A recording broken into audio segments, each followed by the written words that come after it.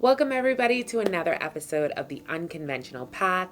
I'm Pinder, and today I'm going to share with you 3 things that helped me during my season of grief. These are things that helped me to walk through grief a little easier. I mean, grief is always different. I tell people all the time, it comes in waves. And so these 3 may not necessarily work for someone, but if there is something that I share today that someone is able to walk away with and say that's something that I never thought about or something I never tried, and they pray about implementing it in their life, I pray that this, is able to help you on that journey if you're dealing with a season of grief. So when it comes to my family, there's something that I never thought about, which was the fact that one day I could lose a sibling. So I think growing up for me, I know that my parents are older. At some point your parents will probably pass before you. And so that is something you kind of think about in the back of your brain. Like, you're hoping they're super old when it happens, but it is something that you think about happening. But for me, and I don't know about anybody else, I've never fathomed losing a sibling. So in 2019, I remember it was April and I had just celebrated my birthday. And I'm so glad that I'm somebody who's always doing videos or photos. And so I had everyone at my birthday give a toast. And I remember my brother giving a toast at my birthday. Toast changed. And then I thought, okay, you know what? I can give her a little bit because I've been gone for 8 years. But after me being home year after year, I noticed the momentum was not changing. It was just like, oh, you're home now. Corral's brother. No, this. But something else I remember at my birthday, it was a pain and sip. And my brother was saying that his hand just wasn't working like how it felt like it should. He didn't know if he had carpal tunnel. He didn't know what was going on, but he knew he couldn't paint. So I remember my brother being at the birthday party and everybody outside painting, but he was kind of in the room just watching TV, but he was outside for all of the toast and the sharing of, what I meant to them.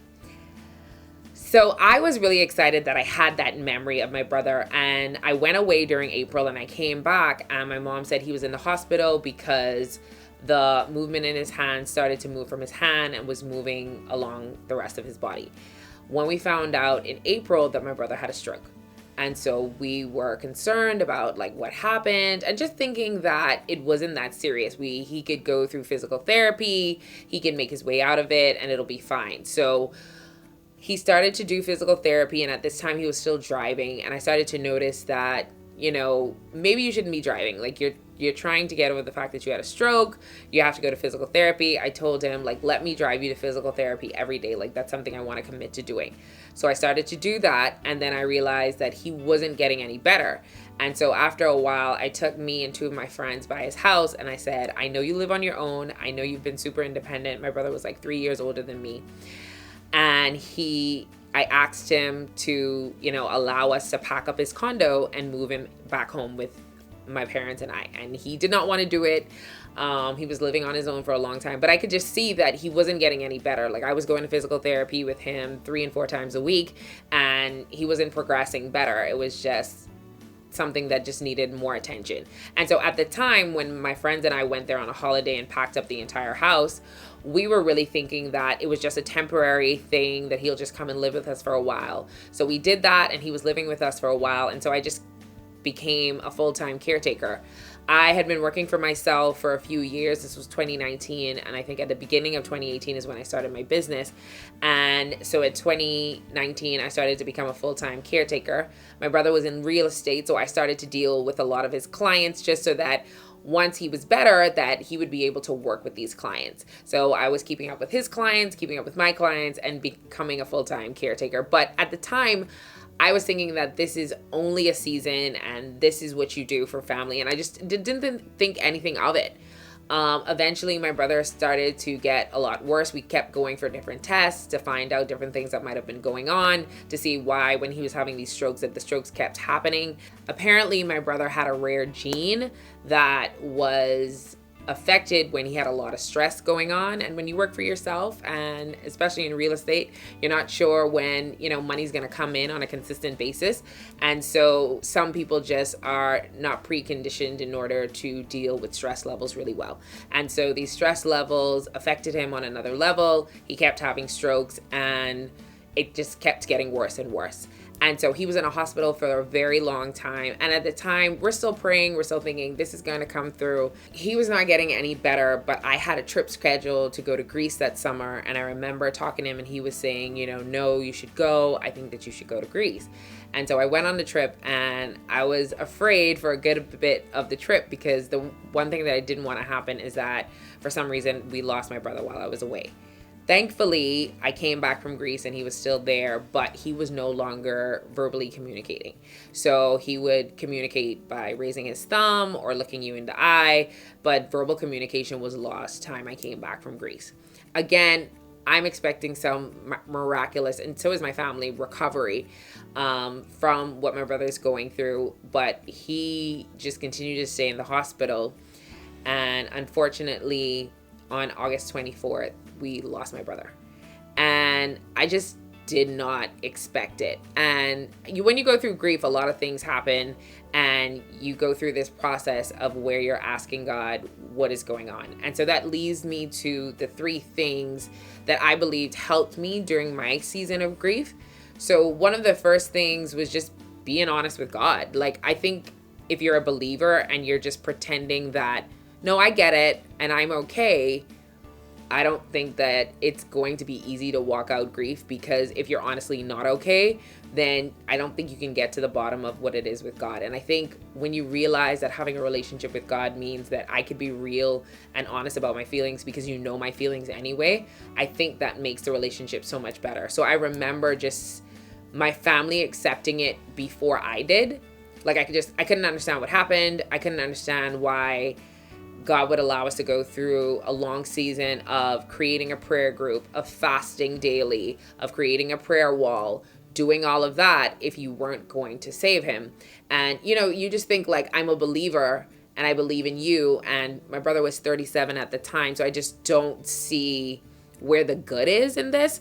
And so I just was real with God. And I remember being real and frank with God led me to the answers that I was looking for. So one of the first things that God showed me in the Bible was Philippians 1:21, which says, to live is with Christ and to die is gain. And that is said by Paul. And what Paul means in that statement, to live is with Christ, saying that if I'm on earth, I get to live for Christ. I get to tell others about Christ, and that's a great experience. But if I die, I get to be with Christ. And so that is also a good experience. And so it was saying that either way is a good plan. And so that was helpful for me, because in my mind, if the Bible is telling me God is good and I lost my brother, then those 2 things don't go together for me. And when you read that scripture, to live on earth is to tell others about Christ, which is, I'm hoping, like, God heal him so he can be this big testimony for you. Even him going to experience God in heaven is a good thing. And so that verse helped me to understand that both of those paths are good. Even if our human brain can't conceive that at the time, both of those paths are good paths. So that was the first thing that kind of helped to soften my heart. The next thing is my brother died around the same time as Tony Evans' wife. Tony Evans, who's a big known pastor, and the son at the funeral said how he also had a real conversation with God and was upset because he felt God said that he would heal his mom and that his mom would be going home. And I was like, yes, I completely understand. I felt like I heard God was going to heal my brother. I felt like I heard God said he was coming home. So I was like, what did I miss? So when he broke down in the sermon that he confronted God with this and was upset with God that his family and his father consistently served God, and now his mom wasn't coming home and that his mom wasn't healed, God said to him, yeah, I said that she was going home. And so either she was going home to your house that you live in, or she was going home to heaven. I said that she was going to be healed. So that meant either she was going to be healed on earth or she was going to be healed in heaven. I said that she would be with family. Either she was going to be with family on earth or she was going to be with family. And so it just reaffirmed what God was saying to me in that verse, that sometimes our good and our interpretation is just for this life here on earth. But the Bible tells us that this life here on earth is temporary, and it's also a gain to be in heaven with Christ. And so it's not the path that I would have chosen. There's so many times that I think of my brother and think of things that we shared together and I miss the memory, but I have to trust that God is good because I've seen his hand in my life so many times. And I was super grateful for being able to relate to someone going through the same season and to receive a revelation through the word and through Tony Evans' son's testimony that helped me to walk out that grief. The second thing that I felt helped me during my grief season is I knew that when my brother was on earth, that I honored him the best way that I knew how. And I also did it even after his death. My brother grew up in the theater. Everybody knew him for the theater. And so my good friend Alfred and I knew that we wanted to honor his memory with a video. And so we did a video that had a lot of his friends expressing what my brother meant to them, and pictures and videos of things throughout his life. And I just feel like that video was such a good reflection of his memory and who he is. Also, when we did the program for the funeral, we just made sure it had the theme of Final Curtain Call during the whole time. And it also had photos and messages of his friends. We also had a GoFundMe when he was sick, and we donated a lot of those funds to the medical area, but also we were so supportive when his friends who raised the money for the GoFundMe donated the rest of the amount to the Regency Theater that was destroyed in a hurricane 2 days after my brother passed away. And so we're always trying to find ways to honor his memory and the legacy that he left on the earth. And I think that's a way that I'm also able to walk through the grief of consistently finding ways to honor his memory in the earth and what he has been to so many people, including us as his family. The third thing that I felt helped me to be able to walk through this journey of grief, when you lose a sibling or someone close to you, it's like you don't want to, but there's kind of like a club that you kind of enter into.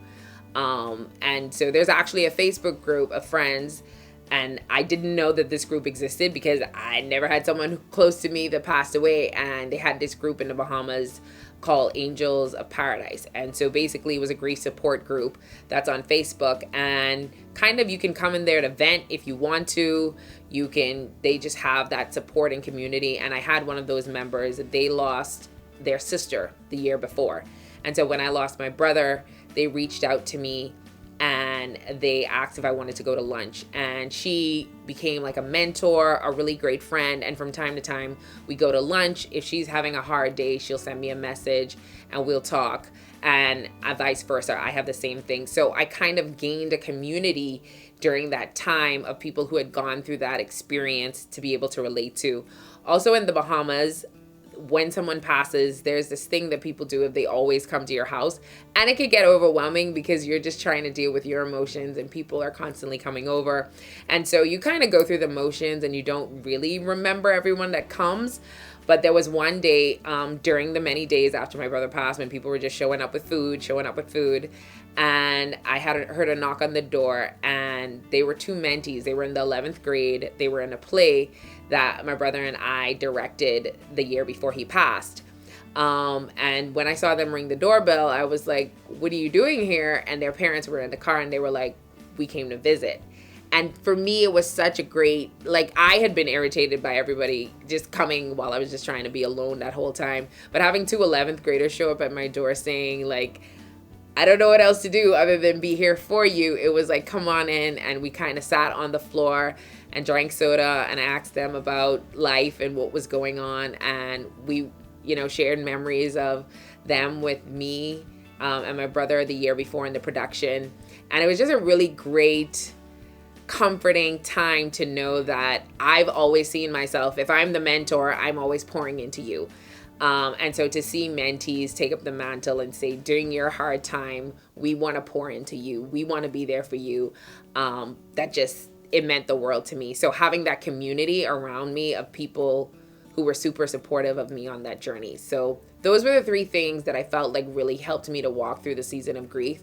Like I said, there is no formula of getting through grief. I think there's some things that work for others and some things that worked for me. I think therapy is a great thing that works for a lot of people. But I want to say of pretending or not dealing with it or not trying to find the best avenue isn't always the best way to walk through grief. And you may have a breakdown the day after it happens, and some people have it 5 years later. Just trust your journey. It's going to be different, but I do know that I was able to walk through this journey a lot easier because I had my confidence in God. So being able to be real with God, being able to honor my brother's memory, and having that form of community is how I got through my season of grief. So I hope that you enjoyed this episode. Don't forget to comment, share, and subscribe. And I can't wait to see you guys next week.